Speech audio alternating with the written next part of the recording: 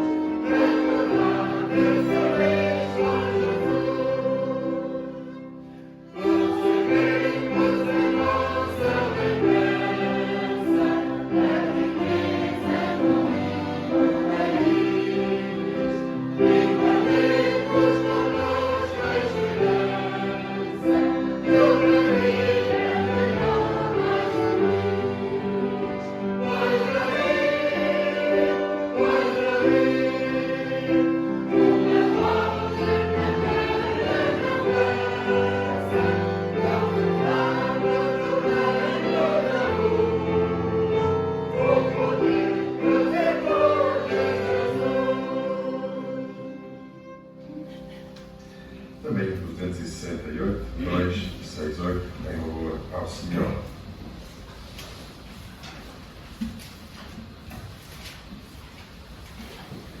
Certo, final. Deus é primeiro.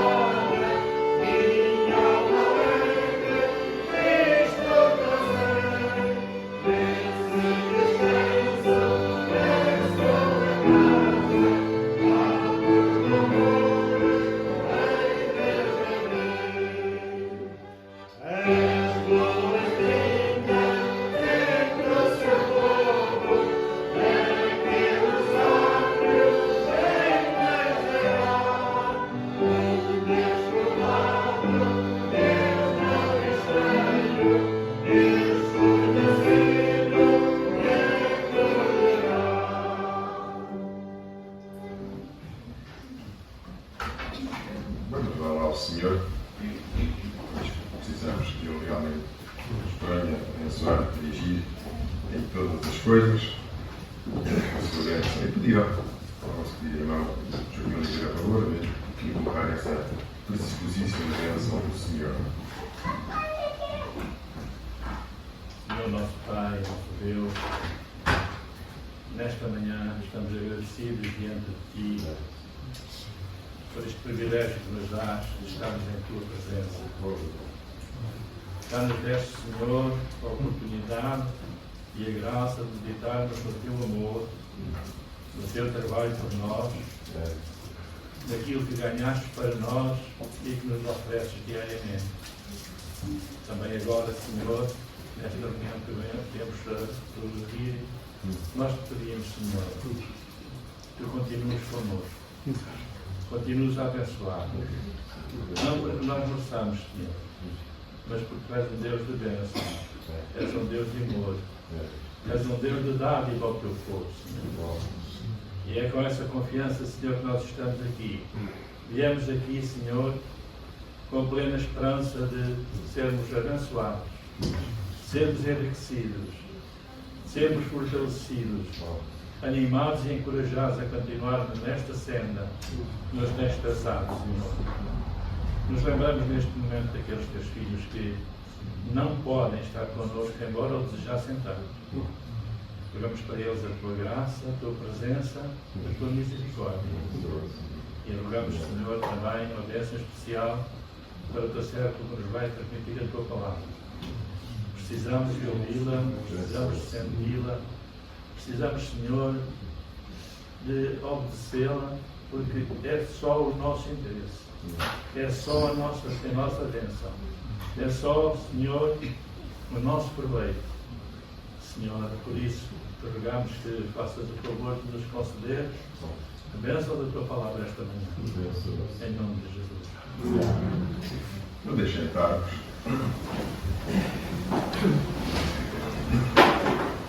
Como é habitual nesta altura do nosso culto, nós sempre reservamos o tempo, o espaço para fazer anúncios e prestarmos informações. Também lembrando as orações que devemos efetuar. E neste momento, certamente que os irmãos necessitados das mesmas devem, os nomes destes irmãos necessitados das mesmas devem estar a ser ali projetados. Doentes, por outros motivos, envolvidos em situações difíceis, embaraçosas, complicadas.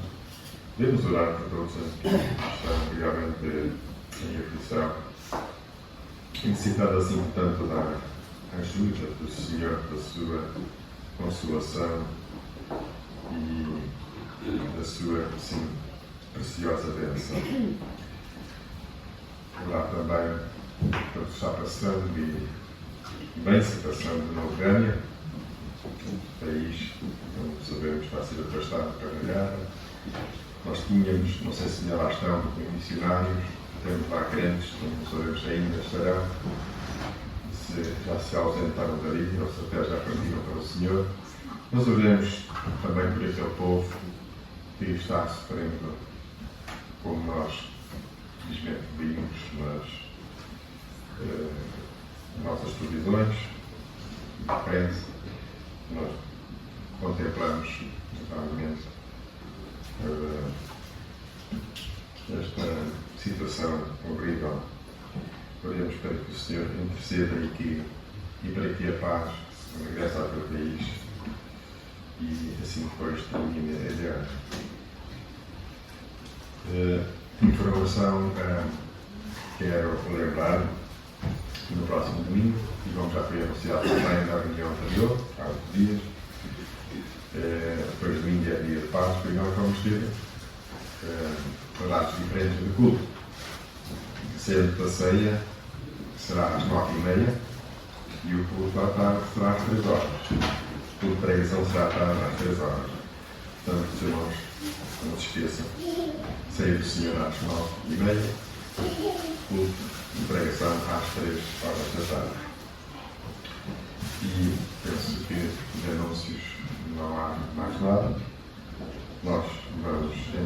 prosseguir com o nosso culto e vamos ter uma participação, esta pela nossa irmã Flávia, que está aqui depois de eu ser virtual a viver.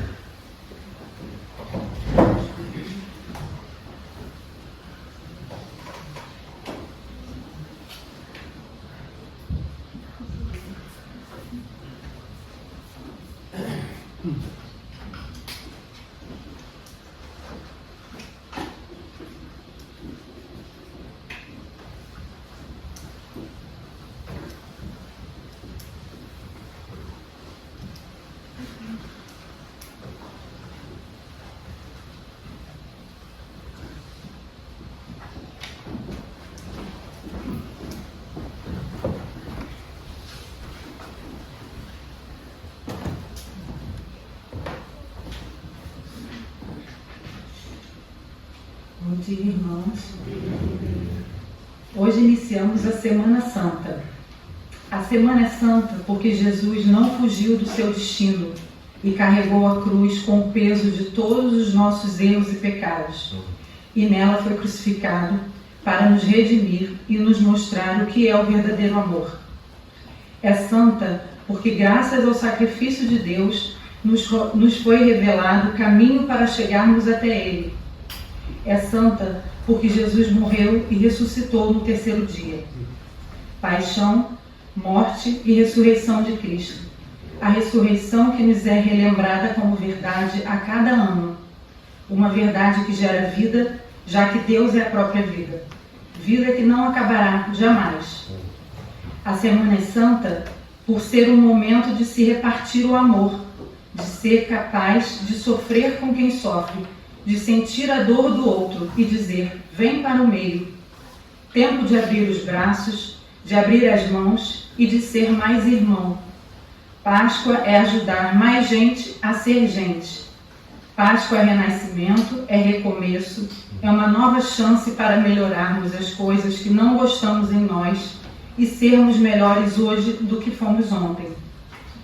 Jesus reuniu os discípulos e com eles repartiu o pão e o vinho e os ensinou a viver em comunhão. Ele assumiu nossas dores para que nós tenhamos força e coragem de assumir as dores do próximo. A Semana é Santa por ser um momento de reflexão e revisão sobre valores e conceitos. Tempo de meditar, de buscar, de agradecer, de plantar a paz. Tempo de oração. Tempo de recomeçar e de despertar em nós o desejo de crescer como indivíduo e cristão. Tempo de concessão, de compromisso, de salvação. Tempo de redenção dos pecados e dos erros. Tempo de perdão. Tempo de viver a ressurreição interior e ser capaz de mudar. Tempo de libertar, de libertação, de passagem, de passar para a vida que é eterna. Jesus está vivo e caminha conosco. Ouvindo uma grande multidão que Jesus vinha a Jerusalém, tomaram ramos de palmeiras e saíram-lhe ao encontro e clamavam, Hosana, bendito o Rei de Israel que vem em nome do Senhor. João 12, versículos 12 e 13. Uma boa e santa semana a todos.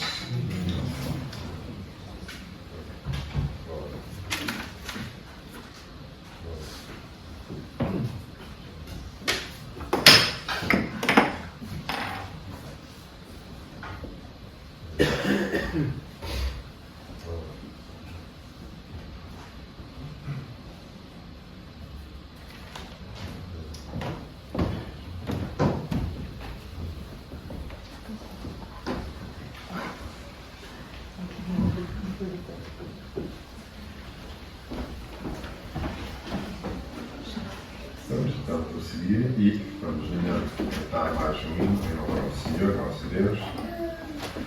E este é o número 265 que nós vamos entoar e de pé nos pudermos.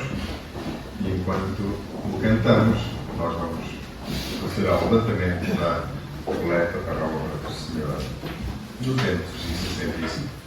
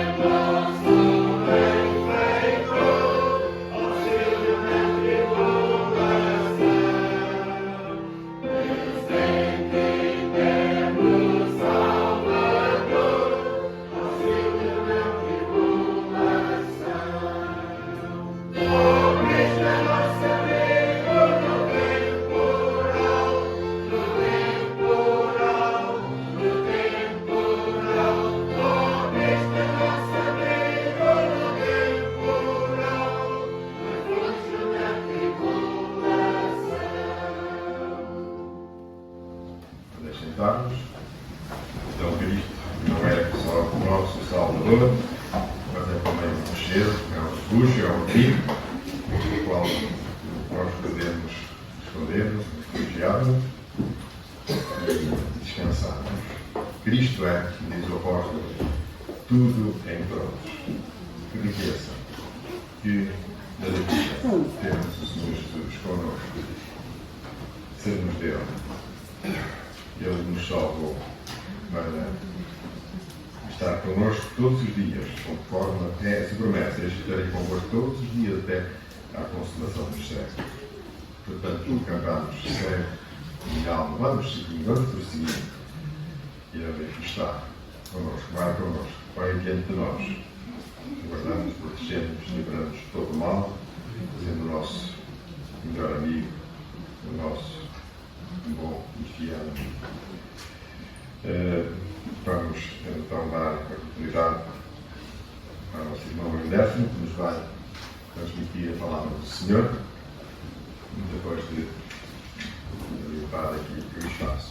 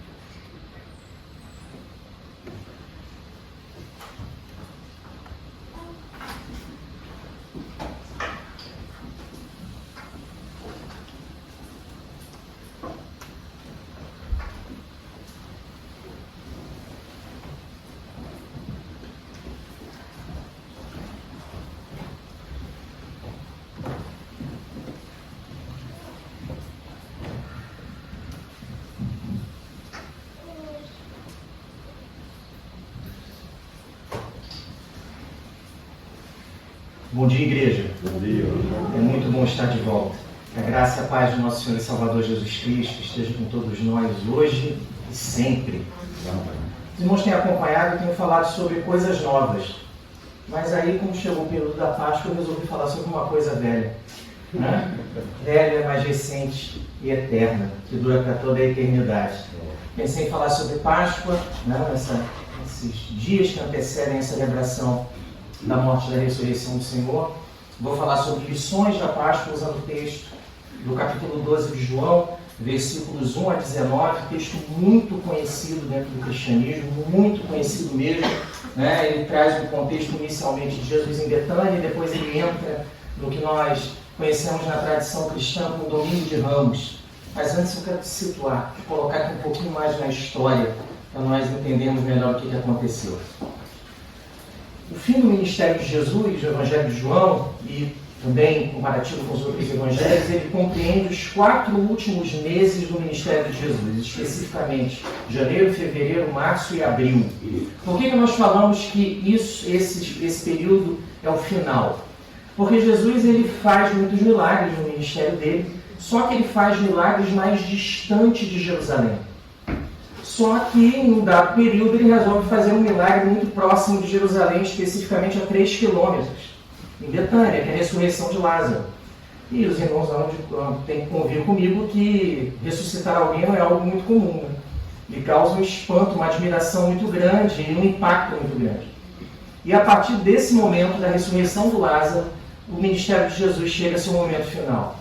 Jesus ele se distancia de Jerusalém, Ele vai, ele sobe bastante em Jerusalém, né? Porque vamos fingir que Jerusalém é aqui embaixo, tá como se fosse posicionamento de Lisboa. Jesus vai bem lá para cima, já quase ali em Braga, e depois ele começa a descer, vem, aí ele encerra o ministério dele entrando em Jerusalém e fazendo aquilo que provocou especificamente a morte dele. Jesus já era perseguido, nós vamos ver um pouco mais à frente, que já havia uma ordem de prisão, inclusive, contra ele, expedida pelo Sinédrio.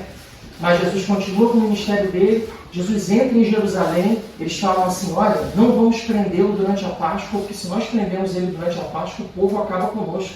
Ele é muito conhecido, muito popular, não podemos fazer isso. Só que Jesus vai para o templo, destrói as mesas dos cambistas, arrebenta com o comércio dentro do templo, e eles falam, não tem jeito, nós temos que matar esse homem imediatamente. E aí os eventos culminam para a morte de Jesus. Vamos voltar para cá então, para entrarmos um pouquinho mais na história. A ressurreição de Lázaro está lá no capítulo 11, versículos 1 a 45 do Evangelho de João, como eu já falei, em Betânia, a 3 quilômetros de Jerusalém. Jesus, nesse período, ele tem uma alta popularidade. Ele é alguém extremamente conhecido, muito conhecido. O ministério dele já tem mais ou menos uns 3 anos e meio, isso é o que acredita-se, né? A maioria dos comentadores acredita, Jesus já tem 3 anos e meio de ministério, ele é muito conhecido. Lembrando, Jerusalém não tinha um profeta há 400 anos. O último foi o Malaquias. Depois aparece João Batista e Jesus.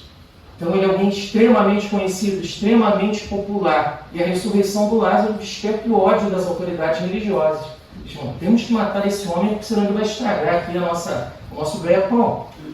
E as autoridades religiosas determinaram que Jesus fosse preso e morto. Olha aqui, João 11, 53 e 57. Versículo 53. Desde aquele dia, que dia é esse? Ressurreição do Lázaro. Resolveram matá-lo. Versículo 57. Ora, os principais sacerdotes e os fariseus tinham dado ordem para que, se alguém soubesse onde ele estava, denunciá-lo, a fim de o prenderem. Quando esses eventos aconteceram, então? Os últimos meses do ministério de Jesus, janeiro, ressurreição de Lázaro, Betânia e região de Efraim. Isso está narrado lá em João, capítulo 11, versículos 1 a 54. Ressurreição de Lázaro, Jesus sai até Efraim. Efraim é uma região não muito distante de Jerusalém, mas ele vai para essa região de Efraim. Depois Jesus sobe consideravelmente, mês de fevereiro. Ele vai para Samaria e Galileia. Ele sai daqui e sobe bastante. Vai lá para cima. Samaria e Galileia. Região próxima à Judéia e próxima a Nazaré. Lá em cima do Mar Morto. Vai lá para cima. E aí o que ele faz? Nesse período ele se distancia 170 quilômetros de Jerusalém. Porque ele precisava de tempo. Não era hora dele morrer ainda. Jesus continua o ministério dele. Nesse mês de fevereiro, o que ele faz? Cura dos 10 leprosos, Lucas 17, 11 a 19. O encontro com o jovem rico, Lucas 18 a 23. Olha, para quem estava com ordem de prisão, Jesus está fazendo bastante coisa, né? Ele continua aí animado e fazendo o ministério dele e não se importa com as consequências. Março, Jesus vai para Jericó, desce um pouco mais. Ele já desce e começa a se aproximar de Jerusalém. É a jornada final dele, em março. Cura de um cego, Lucas 18, 35 a 43. Encontro com Zaqueu, o publicano, Lucas 19, 1 a 10. Por que eu estou usando o Evangelho de Lucas como base? Porque o Lucas é o que descreve mais detalhadamente esse período de Jesus. Depois, Jesus retorna a Betânia, 28 de março do ano 33, provavelmente no sábado. Ele retorna a Betânia. O que acontece em Betânia no dia 28 de março, no sábado? Ele participa de um jantar, de uma ceia, na qual ele é convidado. Na casa de Simão, o leproso. Isso está dito em Marcos 26, 6. Quem era esse Simão, o leproso? Não sabemos. Mas se ele era leproso, ele deixou de ser, porque encontrou com Jesus. Não se sabe se o jantar é como uma forma de agradecimento a Jesus por Simão ter sido curado. Se pelo fato de Lázaro ter sido ressuscitado há pouco tempo, não sabemos, mas eles se encontram nesse local. Então, nesse evento, Jesus é ungido por Maria. Vamos falar um pouquinho melhor sobre isso, ainda em março. E aí Jesus vai para Jerusalém, 29 de março de 33, no domingo, que é o conhecido nosso como Domingo de Ramos. Jesus então entra na sua fase final de ministério público. Dias 30, 31 de março e 1º de abril de 33, segunda, quarta-feira. É impossível que Jesus continue o ministério dele. Ele, onde entra, causa confusão e alvoroço na cidade. Há tentativas de o prenderem, de o apedrejarem, de o matarem. Ele vai até a cidade, ensina e sai. No dia seguinte ele vai, ensina e sai. E aí na quarta-feira o ministério dele se encerra por completo, ele só passa a ensinar aos apóstolos. O que ele faz? Mudou. Deixa eu ver se mudou aqui para mim, acho que não mudou. Foi ele agora? Graças a Deus. Querendo me sabotar aqui, não pode, acho que é o Abel. E aí então, entre março e abril, o final do ministério de Jesus em Jerusalém, ele faz um ensino particular aos apóstolos. A última ceia e a prisão. Em que dia? 2 de abril de 33, quinta-feira.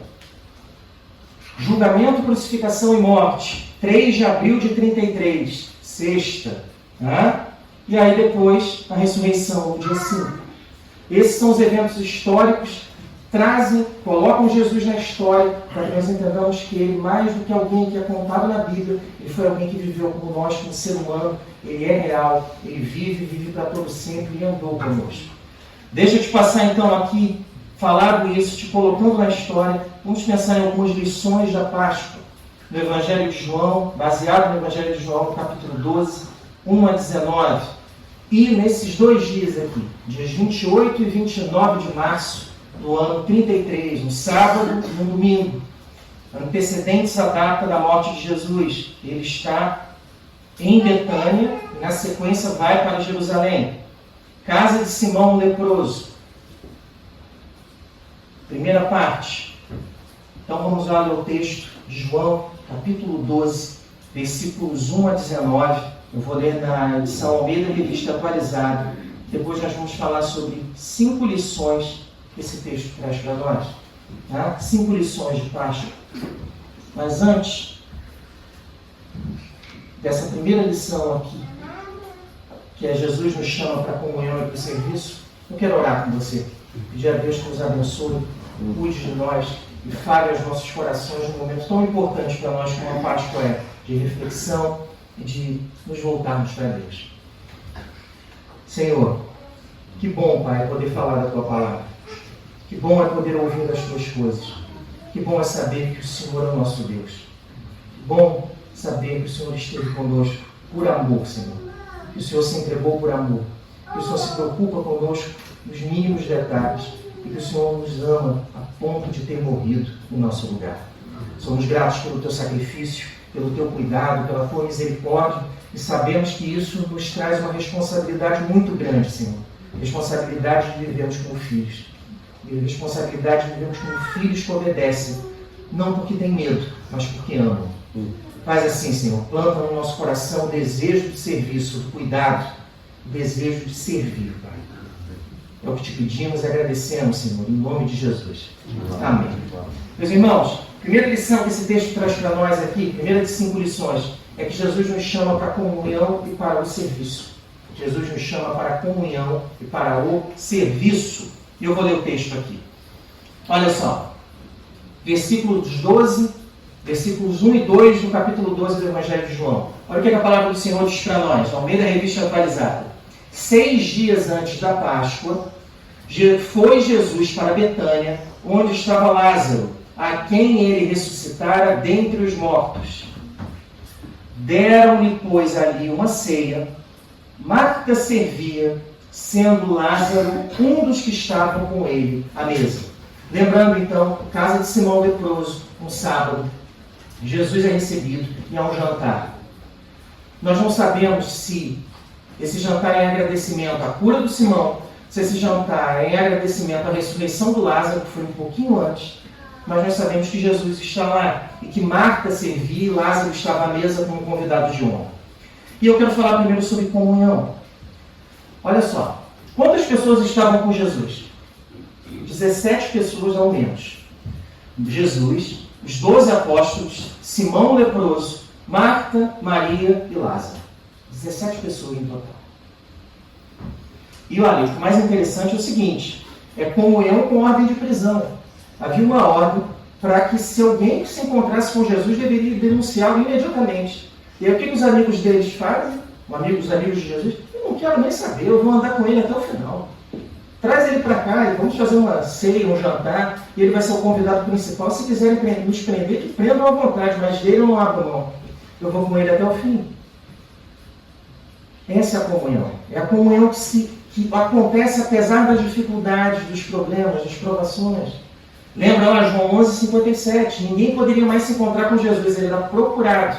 Mas os amigos dele não quiseram saber disso. Nós temos tido essa mesma atitude de comunhão. Vivemos assim?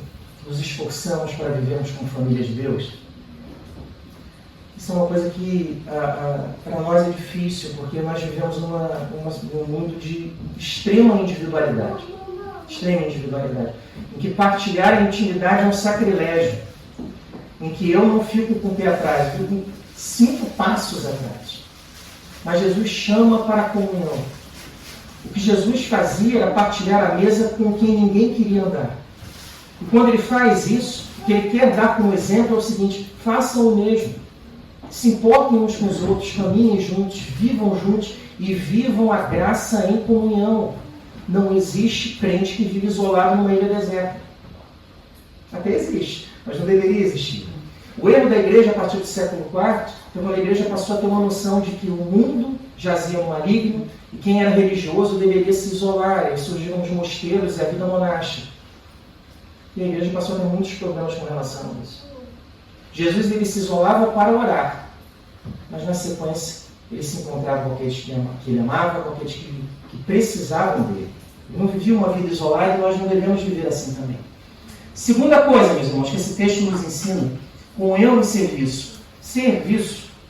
Quem é que servia a mesa? O que Maria fazia? Ela servia Jesus, os 2 apóstolos, Simão o leproso, Lázaro e Marta. Então Maria servia, ela tinha um chamado para o serviço. Mas deixa eu te falar uma coisa. Jesus fazia o quê? O que Jesus veio fazer nesse mundo? Servir. O que os 12 apóstolos fizeram? Eles viveram uma vida de serviço até eles deixarem esse mundo. O que Simão o leproso fazia? Ele servia de testemunho. Através da cura dele, da fé dele, ele servia como testemunho. Também servia. O que Lázaro fazia? Lázaro servia como um testemunho vivo. Alguém que morreu e ressuscitou. E o que Marta fazia? Servia também. Todos servem, porque o chamado de Deus é para o serviço. Não existe no cristianismo uns que servem e outros que são servidos. Não existe isso. Ser cristão é servir. Cristo dá o exemplo porque foi o que serviu mais. Comunhão e serviço. Essa é a primeira lição. Jesus nos chama para a comunhão e nos chama para o serviço. Não se esqueça disso, essa é a primeira lição da Páscoa. Segunda lição da Páscoa, Jesus nos chama para oferecermos o melhor para Deus e para os que precisam. Jesus nos chama para nós oferecermos o melhor para Deus e o melhor para os que precisam. E eu vou ler aqui o versículo 3 a 8 do capítulo 12 do Evangelho de João, para que nós entendamos isso um pouquinho melhor. Deixa eu pegar para você um pouquinho de água aqui, que eu já estou mal. Quem fala muito assim, não para, aí fica complicado. João 12, 3 a 8. Olha o que a palavra de Deus diz para nós aqui, meus irmãos. Então Maria, tomando uma libra de bálsamo de nardo puro, muito precioso, ungiu os pés de Jesus e os enxugou com seus cabelos, e encheu-se toda a casa com o perfume do bálsamo. Eu vou parar aqui um pouquinho. Primeiro, só por alguns detalhes. Era uma reunião basicamente masculina, na qual a Maria não deveria fazer parte, exceto se ela estivesse a servir, irmã do Lázaro. Mas ela faz uma sequência de coisas diferentes. Primeiro, ela vai e entra no local, ao invés de servir, ela se abaixa, vai para próximo, para mais para debaixo da mesa, solta os cabelos, que era algo que uma mulher não poderia fazer em público. Ela solta os cabelos, ela provavelmente tira o véu, e ela vai e derrama esse nardo puro em Jesus. E enxuga os pés de Jesus com seus próprios cabelos. Vamos lá, deixa eu te dar uma noção do que ela fez um pouquinho melhor. Acredita-se, como se fala que é uma libra, são mais ou menos 327 gramas de bálsamo de nardo puro. Ele provavelmente veio da região do Himalaia, esse produto, entre o Tibete, ali, talvez uma partezinha da Índia. Ele era muito caro, principalmente pelo custo do transporte. Ele valia mais ou menos entre 7 mil e 9 mil euros, valor de hoje. Entre 7 mil e 9 mil euros. Era baratinho, né? Bem fácil de adquirir. Olha o sacrifício que ela fez. Ela deu o melhor para Deus. Ela fez aquilo que ela achava certo. Maria ofereceu o que tinha de mais precioso para Jesus. Deixa eu te falar uma coisa. Nós temos a mesma atitude? E eu não tenho. Eu não tenho, não. Várias vezes eu não tenho. Você dedica o melhor do seu tempo para Deus? O melhor da sua mente? O melhor do seu coração? O melhor das suas finanças? O maior dos seus compromissos? A sua família? A sua profissão? Quando você acorda, você dedica o seu dia a Deus. Quando você vai dormir, você agradece pelo que Ele fez? Ela fez porque ela entendia que Jesus, o chamado de Cristo, era para oferecermos o melhor. O que Jesus quer é que ofereçamos o melhor. Eu não estou falando aqui de teologia louca, não, tá?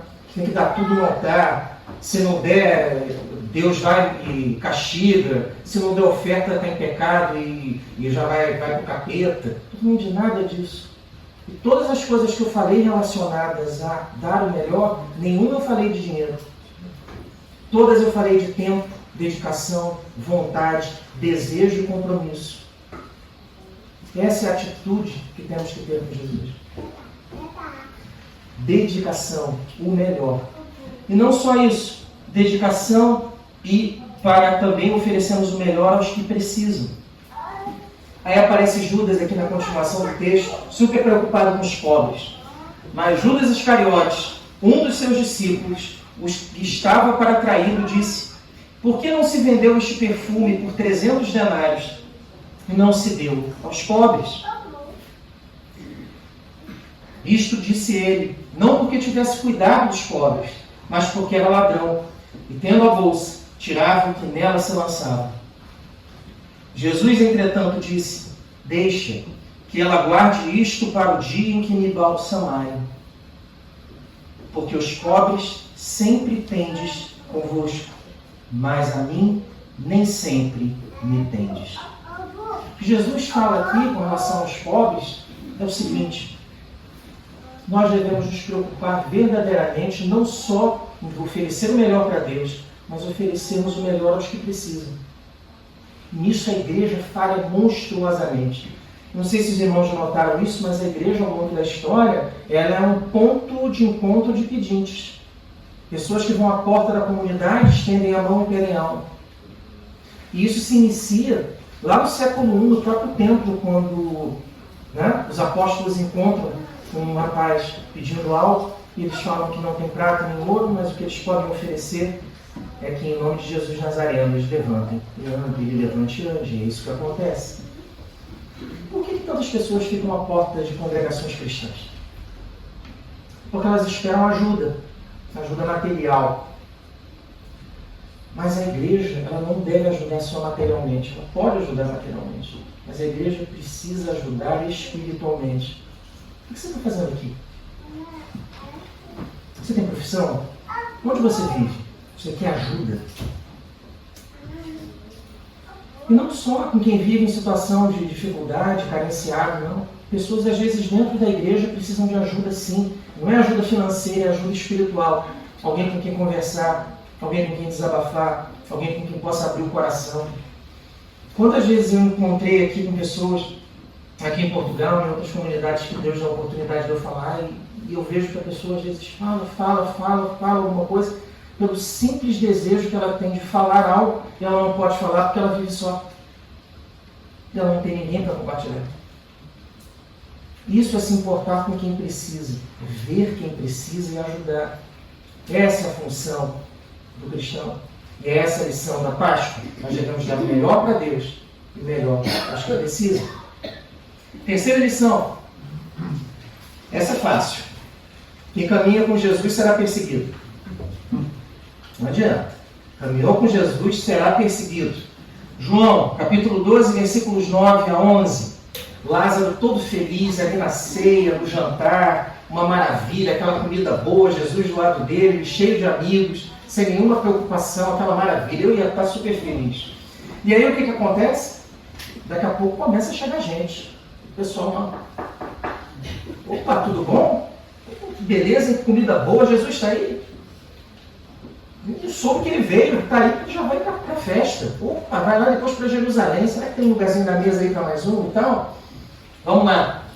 Soube numerosa multidão dos judeus que Jesus estava indo. E lá foram não só por causa dele, mas também para verem Lázaro, a quem ele ressuscitara dentre os mortos. Lázaro virou uma atração. O homem que voltou dos mortos. Virou atração para todos. Todos queriam ver Lázaro. Só que isso também tinha um problema. Versículo 10. Mas os principais sacerdotes resolveram matar também Lázaro. Então, assim, já que Jesus ressuscitou, vamos resolver o problema. Mata o homem de novo, que aí resolve o problema. Porque muitos dos judeus, por causa dele, voltavam crendo em Jesus. Ver Lázaro é um testemunho tão impactante que muitos se convertiam. Assim, ele é o Filho de Deus mesmo, porque só um homem capaz de ressuscitar alguém, só que isso, só o Filho de Deus para fazer isso. E ele servia como um testemunho vivo. E o sacerdote falou assim, bom, vamos resolver o problema, vamos matar esse homem que aí acabou. Sabe por quê? Porque se Lázaro fosse morto, o milagre da ressurreição seria encoberto. Meus irmãos, quem anda com Jesus sempre vai ser perseguido, não adianta. Sabe por quê? Porque o comportamento do cristão é diferente. O comportamento do cristão é diferente daquilo que se espera de quem vive neste mundo. Então, quem caminha com Jesus será perseguido. Vou para a segunda parte agora da mensagem, que se inicia no dia 29 de março de 33, no domingo. Jesus já sai de Betânia e vai em direção a Jerusalém. Faz os 3 quilômetros de entrada na cidade. É o Domingo de Ramos, conhecido na tradição cristã. E aí eu quero te dar uma quarta lição, aqui te passar uma quarta lição. Jesus, o príncipe da paz, voltará cheio de glória e poder. Vou repetir. Jesus, o príncipe da paz, voltará cheio de glória e poder. Versículos 12 a 16. No dia seguinte, ele sai de Betânia, vai a Jerusalém. No dia seguinte, a numerosa multidão que viera à festa, tendo ouvido que Jesus estava de caminho para Jerusalém, tomou ramos de palmeiras e saiu ao seu encontro, clamando, Hosana, bendito o que vem em nome do Senhor e que é Rei de Israel. Uma multidão está com Jesus em Betânia e passa a o acompanhar até Jerusalém. A multidão que está em Jerusalém sabe que Jesus está em Betânia e vai ao encontro dele. Então Jesus reúne 2 procissões em uma só. Ele vai, todos se encontram com ele e passam a entrar na cidade. Imagina a confusão. Você imaginou a confusão? Isso, é isso mesmo. Né?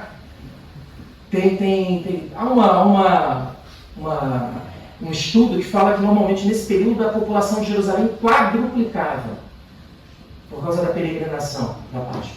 Imagina. Mais do que isso, o que vem é aclamado como profeta. O que vem não é aclamado só como profeta, é aclamado como Messias.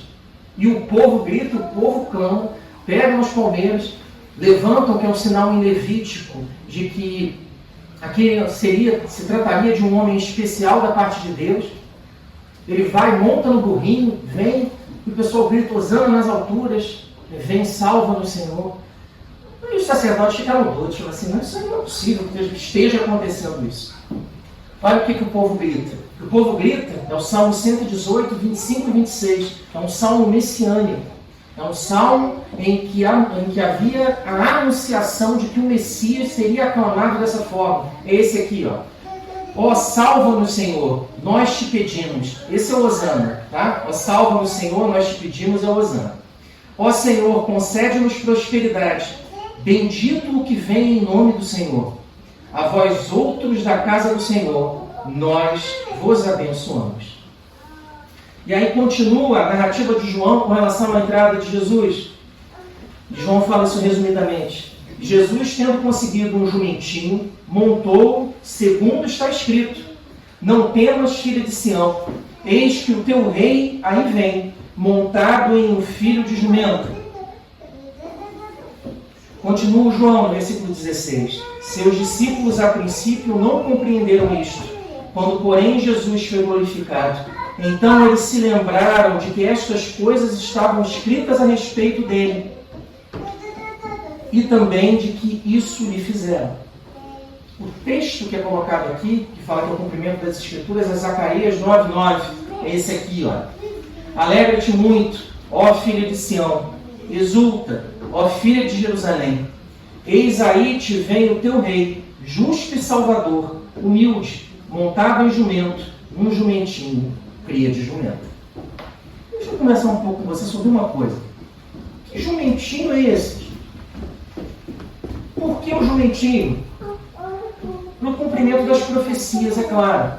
Mas também porque o jumento ele era um símbolo da paz. Normalmente, quando alguém entrava em uma cidade para conquistar, ele não entrava montado em um jumentinho. Ele entrava montado em um cavalo e acompanhado de um exército. E isso é um pouco incomum, né? Porque quando nós pensamos alguém num soberano, um Messias, na figura de alguém que libertaria Israel, você não pensa em alguém que vai chegar montado em um jumentinho. É estranho, né? É um símbolo da paz. Mas isso aqui é um pouco do contraste que o judeu tinha na sua religiosidade.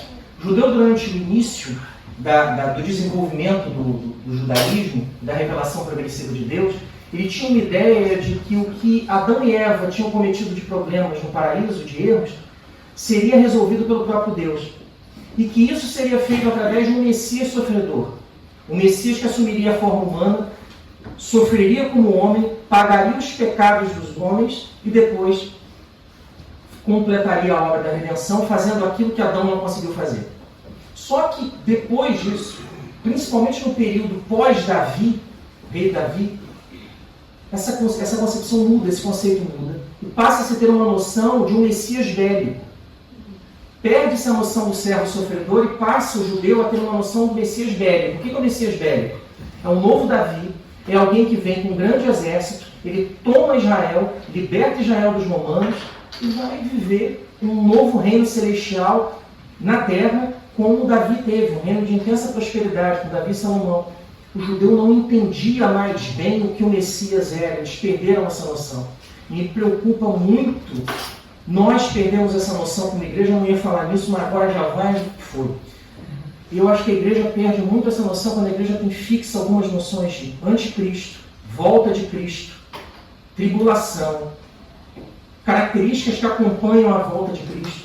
Porque eu acho que a igreja, de certa forma, ela também perdeu essa noção. Tá? Um dia eu falo sobre isso, deixa isso para lá. Deixa eu voltar aqui para o jumentinho e por que do jumentinho. Quando você olha um comandante de um exército, como Júlio César, ele vem montado num cavalo, todo bonitão, olha aí que beleza. Quando você pensa no Alexandre o Grande da Macedônia, ele também é retratado dessa forma. Se você pensar já no século XIX, o Napoleão também é retratado assim. Ué, mas Jesus veio num jumentinho então? Estou entendendo isso não, mas isso aí está complicado. Lembra que eu falei que o príncipe da paz vai voltar cheio de glória e poder? Cadê o cavalo de Jesus então? Cadê essa pompa e o exército do céu? Como é que ele volta? Então vem comigo aqui. Apocalipse 19, 11 e 16. Você não gostou do jumentinho, né? Você quer ver como é que Jesus vem? Depois? Então deixa eu te falar como é que ele vem cheio de glória e poder. Apocalipse 19, 11 a 16. Viu o céu aberto. Jesus vem de onde? Do céu. E eis um cavalo branco. Opa, Jesus já mudou a montaria, olha só. O seu cavaleiro se chama Fiel e Verdadeiro e julga e peleja com justiça. Não é diferente do servo sofredor? Do homem humilde? Do manso que vem nos jumentinhos e entra em Israel? Ah, é diferente. Olha aqui o 12. Os seus olhos são chama de fogo. Jesus vem com efeitos especiais. Os seus olhos são chama de fogo. Na sua cabeça há muitos diademas, muitas coroas, uma representação de que ele possui todo o poder e autoridade. Tem um nome escrito que ninguém conhece, senão ele mesmo. Que nome é esse? Não sei. Quando nós chegarmos lá, nós descobrimos. Versículo 13. Está vestido com um manto tinto de sangue. O que é isso? É o sacrifício de Deus na cruz. Sacrifício de Cristo. E o seu nome se chama o Verbo de Deus. É aquele que tem a capacidade de realizar as coisas simplesmente com a sua palavra. O servo humilde ganha outras características, ele volta cheio de glória e poder. 14. E seguiam os exércitos que há no céu, montando cavalos brancos. E não vem só um jumentinho, não. Vem o cavalo branco e o exército do céu com cavalos brancos também. Com vestiduras de linho finíssimo, branco e puro. Sai da sua boca uma espada afiada, para com ela ferir as nações, a palavra e o poder de Deus. E ele mesmo regerá com cetro de ferro, a capacidade que Deus tem de governar todas as coisas através de Cristo. E pessoalmente pisa o lagar do vinho do furor da ira do Deus Todo-Poderoso. A figura de Cristo como Todo-Poderoso e o executor da ira de Deus. Tem no seu manto e na sua coxa um nome escrito: Rei dos Reis e Senhor dos Senhores. Você entendeu que o manso Jesus entra no jumentinho? Quando ele voltar, ele volta cheio de glória e poder? Eu às vezes vejo a igreja, parece que Jesus é retratado como um coitadinho. Ah, Jesus sofre muito lá no céu, chora. Vem para Jesus, vem, aceita ele, que ele está muito triste e tal. Jesus é todo poderoso, Deus é soberano. Jesus é Senhor de todas as coisas. Ele é o servo sofredor, sim, na figura humana, mas ele é o Senhor do universo. Ele é o Deus Criador. Quem conversa com Adão no Éden é ele. Quem conversa com Abraão é ele. Quem aparece para Moisés na sarça é ele. Ele é a figura do Deus vivo. Toda a manifestação do velho e do novo visível é Cristo. Cristo é soberano. Ele é o servo sofredor na figura humana conosco, mas ele é o Senhor de todas as coisas. E ele não está montado num jumentinho. Ele vem num cavalo branco, com todo o poder e com toda a autoridade. E esse é o símbolo da Páscoa, o Deus que resgata. Quinta e última lição, senão eu falo muito, vocês ficam muito violentos. Mas eu ainda estou no tempo, graças a Deus. E essa é difícil, olha. Quem é de Jesus, ele deve dar bom testemunho. Quem é de Jesus deve dar bom testemunho. Essa é fácil, né, Edson? Não, não é não. João 12, 17 a 19. Olha só. Dava, pois, testemunho disto à multidão que estivera com ele quando chamara a Lázaro do túmulo e o levantara dentre os mortos. O que a multidão fazia? Ela cria que Jesus era o Messias, declarava que ele era o Salvador e clamava a Hosana, porque eles tinham recebido um testemunho através da vida do Lázaro ressuscitado. É claro que o testemunho do Lázaro é completamente diferente, mas repara como uma vida transformada por Deus impacta e traz conversões. 18 e 19. Por causa disso, também a multidão lhe saiu ao encontro, pois ouviu que ele fizera este sinal. Que sinal? Ressuscitar Lázaro. De sorte que os fariseus disseram entre si: vede que nada aproveitais. Vou parar aqui. Olha só. O testemunho que Lázaro dava era um testemunho vivo. E as pessoas que encontravam com Lázaro passavam a crer em Jesus porque ele havia ressuscitado e teve uma vida transformada com Deus. E isso serve de parábola para nós. Quando alguém nos vê Jesus. Quando alguém nos encontra, vê a vida transformada. Quando alguém conversa com você, você puxa para Cristo ou você repele a pessoa? Você atrai ou você repele? Você é o famoso cristão chato? Cristão mala, que fala um monte de coisas da fé, que nem você cumpre, quer colocar esse jugo pesado em cima dos outros? Tem um monte de crente chato, hein? Que mais tem. Então, Lázaro dava bom testemunho com a própria vida. Dê testemunho com a sua vida. Testemunho não é o que a gente fala, não. Testemunho é o que vive. Viva com a sua própria vida e dê testemunho. Eu vou encerrar aqui no 19 só para te falar uma coisa, olha só. Quando os fariseus vêm aquele cenário inteiro, eles debatem entre si, eu marquei aqui, olha, vede que nada aproveitais. Eis aí vai o mundo após ele. O que eles estão querendo dizer aqui é o seguinte: nós não combinamos que nós não íamos matá-lo só depois da Páscoa? Não dá, tem que matar o homem agora. Porque ele está incontrolável. Ele já foi aclamado como Messias pelo povo. Não dá. Tem que matar o homem. Lembrando, tá? Esse é o domingo. Né? Jesus é preso na quinta e morto na sexta. Olha como a opinião popular muda rapidamente. Vamos concluir então, meus irmãos? 5 lições que nós vimos sobre a Páscoa. 5 lições da Páscoa. Lá no Evangelho de João, capítulo 12, versículos 1 a 19.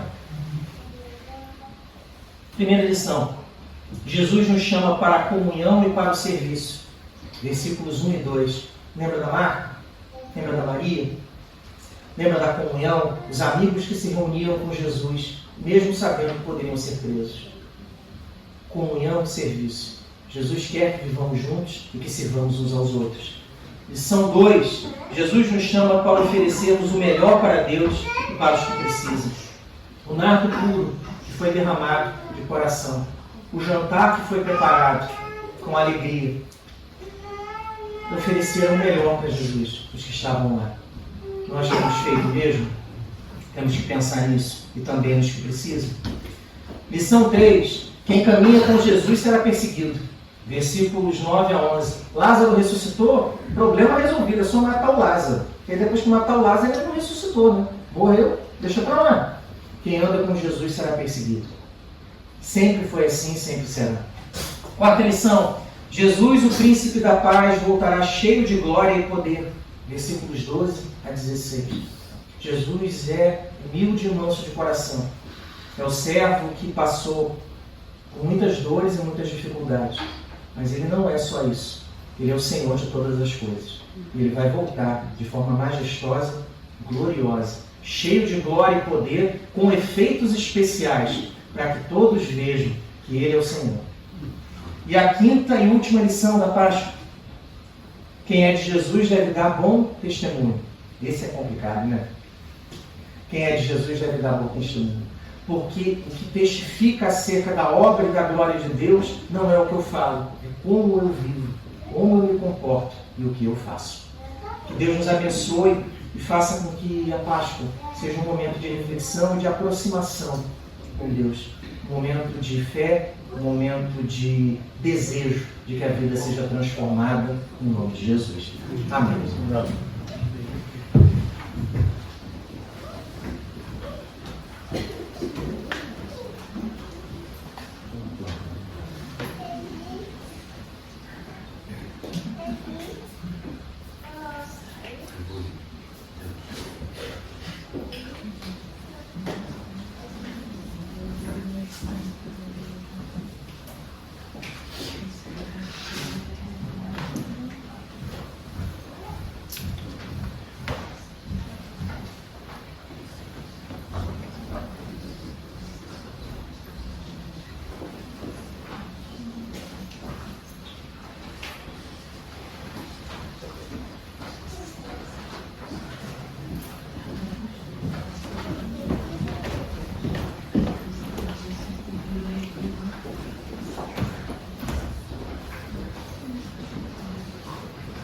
Obrigado, irmão Inessa, pelos dois acaba transmitindo e isto da parte do Senhor.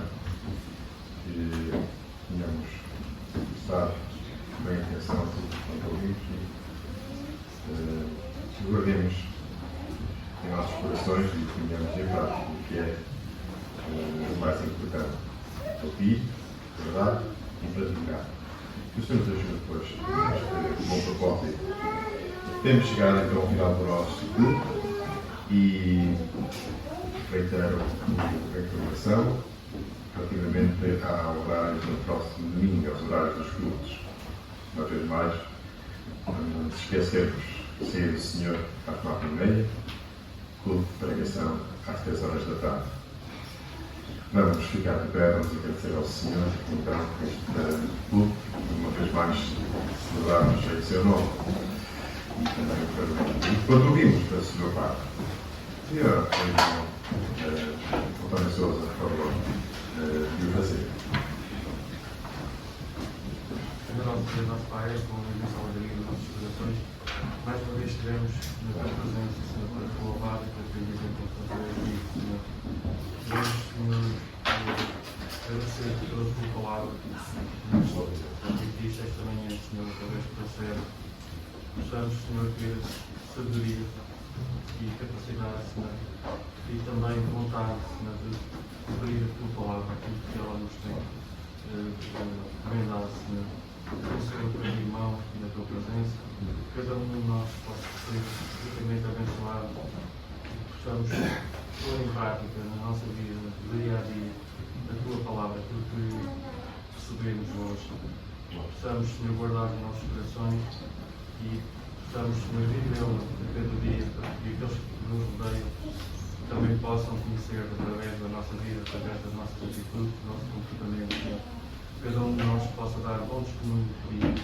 Ajuda-nos, Senhor, e guarda-nos, livra-nos dos perigos todos mal, Senhor, e ajuda-nos a cada dia a ser bons testemunhos do teu Filho. Nós pedimos e agradecemos por a